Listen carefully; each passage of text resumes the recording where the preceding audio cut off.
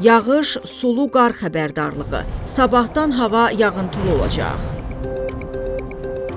Milli Hidrometeorologiya Xidmətindən reporta verilən məlumata görə Bakıda və Abşeron yarımadasında yanvarın 17-sində hava şəraitinin dəyişkən buludlu olacağı, əsasən yağmursuz keçəcəyi, lakin gündüz bəzi yerlərdə çiskinli, axşamsa arabir yağıntılı olacağı gözlənilir.